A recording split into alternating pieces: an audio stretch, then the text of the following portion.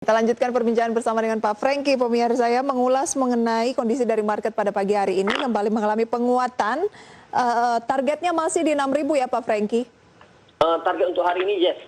Kalau misalnya 6.000 berhasil terlampaui, target berikutnya di 61? 6.000 ya, target untuk medium termnya ya 6.300. 6.300 tercapai baru bisa dikatakan indeks harga saham gabungan ini tren naik ya? Tren naik ya. Wah, cukup jauh target dari Pak Franky ya? Iya, akhir tahun kita masih optimis bisa ke 6.700, 6.800. Oke. Kita lihat dari saham rekomendasi Anda tadi, BBNI masuk dalam deretan top gainers pembukaan pagi hari ini. Di posisi 4.600 naik 0,44%, berarti belum bisa buy ya, harus buy on weakness. 44 support dari Pak Franky. Tapi kalau investor yang ini ya, menurut saya secara valuasi juga BNI pada saat ini juga sudah tidak mahal. Kalau investor yang lebih bisa take some risk, mungkin saat ini juga udah boleh beli sih BBNI-nya. Saat ini juga bisa melakukan pembelian di BBNI ya, berarti buy current price, targetnya di 5.200 yang terjauh ya? Betul, 5.200. Supportnya ataupun maksud saya adalah cut loss kalau ternyata turun di bawah 44.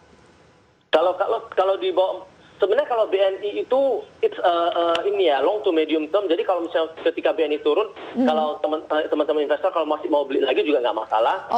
Kalau mau disiplin mau cut loss ya mungkin di harga 4.300 boleh cut loss. Baik. Makin turun makin bagus ya, makin turun makin murah. Tapi kalau punya dana lebih masih bisa dibeli lagi gitu ya. Tapi kalau misalnya dananya terbatas ya 43 cut loss dulu. Betul. Baik, itu dia untuk BBNI. Kemudian juga tadi Anda menyebutkan gudang garam. Gudang garam juga masuk dalam deretan top gainers berdasarkan value dengan posisi 43.600. Iya. Jadi kalau gudang garam mungkin untuk saat ini ya teman-teman investor boleh agak wait and see dulu karena naiknya sudah cukup signifikan ya, udah 44.400 ya saat ini ya.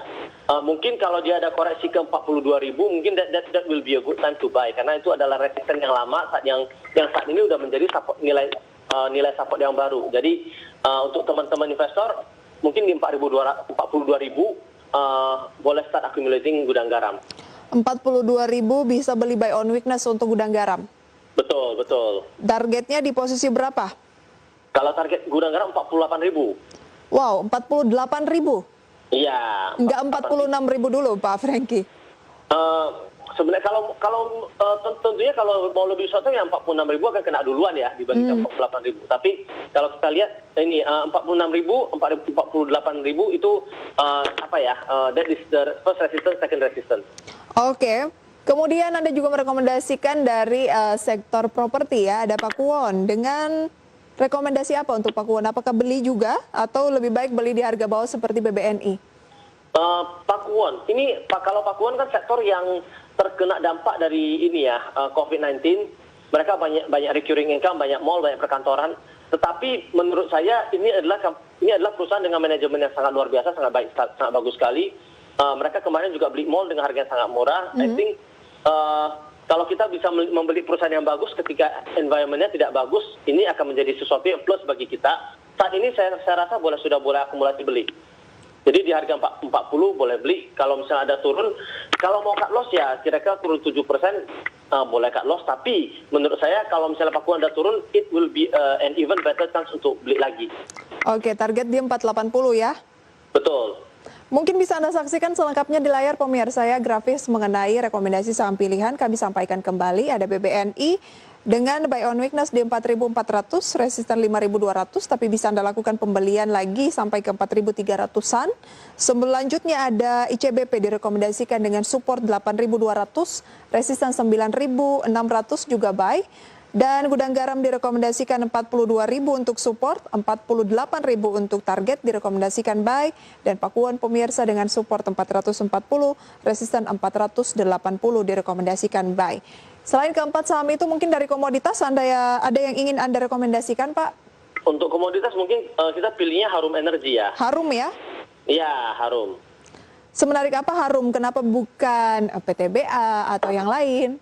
Karena Harum kalau kita lihat dari Harum sendiri, dia ada play, dia ada di batubara, Tapi mereka juga ada di nikel, dan saat ini kita lihat batu bara harganya sudah naik sangat tinggi, nikel juga dibandingkan dengan tahun lalu naik besar, dan kedepannya juga this is a vital component for electric vehicle EV.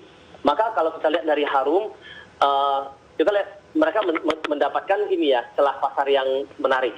Oke, jadi Harum ini masih ada peluang yang menarik. Support dan resistennya di posisi berapa? Harum kalau kita lihat di harga 5.050, 5.100 boleh kita beli ya.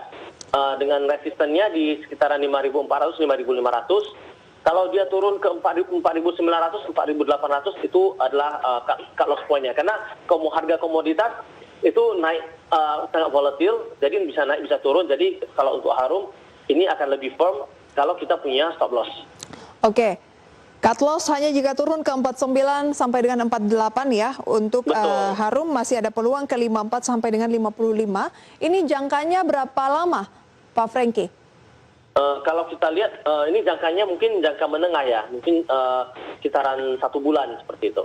Oke, sekarang tuh 1 bulan termasuk menengah ya Pak Franky ya? Iya. Dengan kondisi market saat ini tampaknya jangan terlalu mengambil waktu terlalu panjang Pak Franky.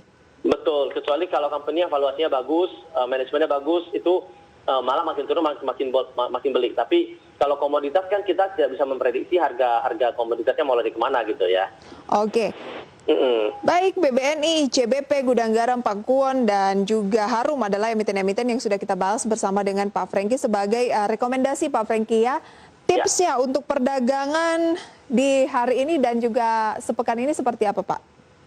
Mungkin ini ya, seperti biasa investor tetap harus berhati-hati, jangan terlalu agresif dalam pasar, karena kan mungkin ada wacana PPKM. Mungkin wacana PPKM tidak terlalu ditakutkan, yang lebih ditakutkan oleh investor adalah tapering.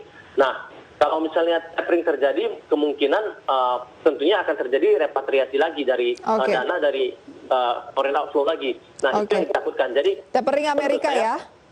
Betul. Baik, Pak Franky. Menurut saya harus terus berhati-hati sebagai investor. Terima kasih banyak untuk sharing informasinya pagi hari ini Pak Franky, harus tetap berhati-hati ya. Dan salam sehat selalu, sukses untuk Pak Franky. Bisa sehat juga, terima kasih.